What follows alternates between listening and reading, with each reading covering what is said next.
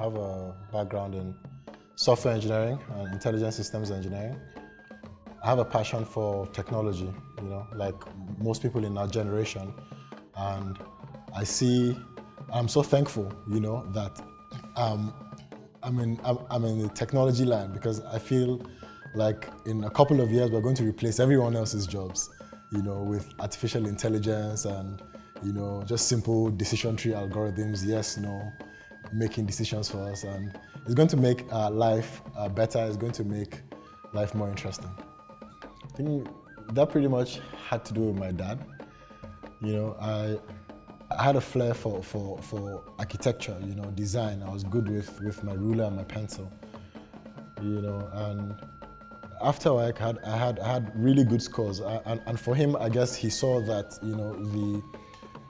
the possibilities were limitless, and me, what really made me want to study architecture was my friends, all wanted to study architecture. So I probably wanted us to go to the same place, So, but he said no. He said technology is the future, and you're playing games all the time anyways, So why don't you study technology and be relevant forever?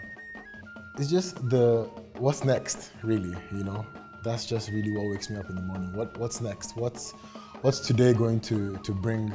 And I'm always racing against time, so I'm trying to use my 24 hours the best way I can, and still be there with my family. So.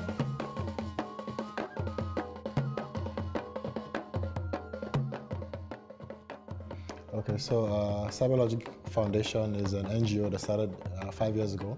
So it's mainly using technology to do cool stuff, like you say. Cool stuff meaning giving back to society, in the larger sense. So aside from that, CyberLogik Foundation is also into scholarships and just mentoring and all that.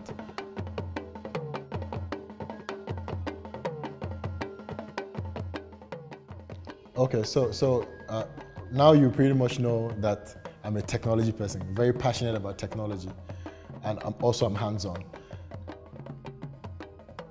The NGO started about 5 years ago, fresh out of NYC, my first job in Lagos. So, and I had a lot of time on my hands, and growing up, we're from a family where you come back home and your drawer is empty. What happened? Our mom had given out our clothes. So like, we kind of grew up, with knowing that, there are people who need things, even, more than you do. Just, and so that compassion, was always there. And this is a side, but I really didn't know that Nigerian families were different in the sense of wealth and affluence per se till I went to university.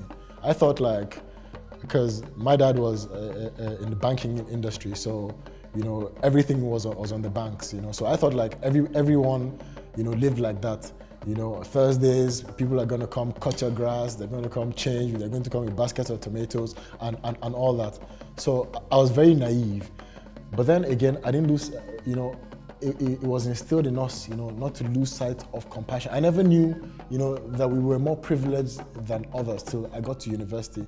So I have this base, everyone should be on this sort of plane. So I guess when I had more time on my hands after school, I was thinking, what can we do, to give back? Because right now it's not about resources. It's about resourcefulness, So at the beginning and the core of it was, okay, we have an extended family. Let's get 12 big Ghana must go bags. Let's go to everybody's house. Everybody has old clothes, old shoes, and let's go to a community of lepers and to our mom's village, and give these things out. And that's how it started. So every year we're looking for something new, be it the flood victims in Lagos in 2012. Victims of the 2011 elections, violence in Kaduna, where at the time, unfortunately, we had different IDP camps based on religion because, there was a lot of tension at the time. So every year it kept on building. 2013, it was mentoring. 2014, it was scholarships to students. Everybody can adopt, a child. Just go to a government school and ask how much their school fees is. Like you buy more credits than that, in a week than they spend for school fees in a year. So those it's not about resources, it's about resourcefulness. So where technology, right, and this kind of giving back thinking meet, is how can we use, new technology, 3D printing, right, to make things that will be useful, to people at no cost to them. So basically, looked into 3D printing, got excited. I didn't sleep, honestly. Like I have this problem. When I start thinking, okay, I go to bed, 10 o'clock, then a thought just comes in. I'm going to be awake till 5 a.m. I'm going to be awake till 5 a.m., and I'm going to be groggy the next day, because when I have an idea, I just can't sleep. So the same, I thought about 3D printing. Okay, 3D printing, I read about everything online about 3D printing. I read about the types of 3D printers. If I got on, what are the challenges? So these challenges are not new, like I expected them. You get me? So then after reading about 3D printing, then I read about prosthetics. And if anything has been done about 3D printing and prosthetics, and the answer just landed on my screen. There's a group called Enable, and they've made these prosthetic limb designs, and they're open source, and you can just download them, slice them, fit them, measure them, do your own very little things, and print them out. The same way you print a Microsoft Word document that you downloaded something off the internet, you edited it, made some headings, made some bold, italics, and is now a document that you want to print, and just send to print.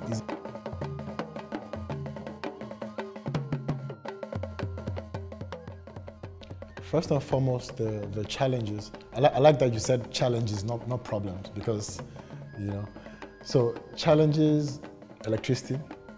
To print one hand, it takes about 15 to 20 hours, right? So electricity is a problem. The 3D printer must never lose power. So, because if it loses power, you have to, the smart extruder, which is the part of the printer that actually does most of the work, gets burnt. Because of that switchover between, no light to light, or even if you're switching between, generator to NEPA, or, So electricity is definitely a problem. Another problem is not getting parts easily, not even getting a 3D printer easily. We got our 3D printer from the US, and the company we bought it from did not ship to Nigeria directly, so we had to use a middleman. So we shipped it to a service that shipped it to us, which is double transport costs. So, and this is the same for parts, this is the same for filament, this is the same for pretty much everything that the printer needs. The future of what CyberLogik is doing, CyberLogik Foundation, known as CLK Foundation for short, is just having hundreds of thousands of people with 3D printed prosthetic limbs. Not just hands, but legs as well, right? Then in the medical line, having 3D printing of organs, right?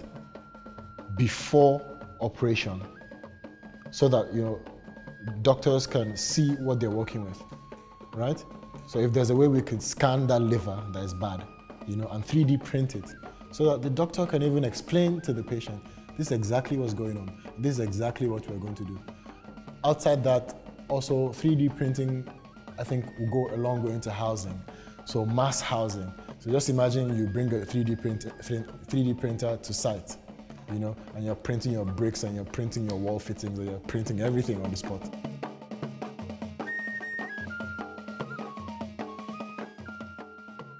Okay, social media has been a lot of help.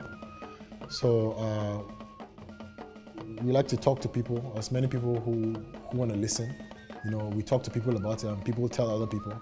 And the key is, if you've seen or anyone with any amputee, or anyone with a deformity that doesn't have this up, or from here, or above the elbow, would give them prosthetic hands for free. So like if we try and imprint that in you, and you tell people, oh, I know somebody, do you know somebody, and they just make the connection.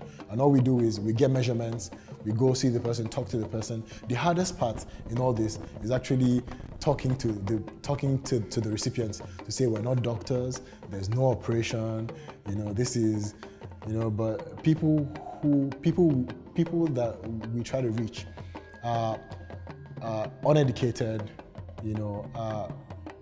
cannot probably have 3 square meals a day, or even if they do, maybe they're on a staple food. Just, the poorest of the poor. I mean, the common man, per se. Yeah. So I'll give you an example of one of our recipients.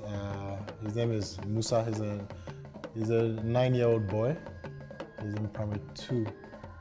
He's one of our awardees of scholarship. So when he got his arm, so first of all, he's the weird guy for not having a complete hand, and then when he got the hand, his classmates just wouldn't let him be. They want to touch it. They want to, so he got more attention that he wanted. So the next time we went back to check up on him, I got that feedback that like it's too flashy because it was white and blue, it's too flashy. So thankfully now we have brown filament, that we can fabricate limbs in natural African color. So Musa won't have to worry about looking so different.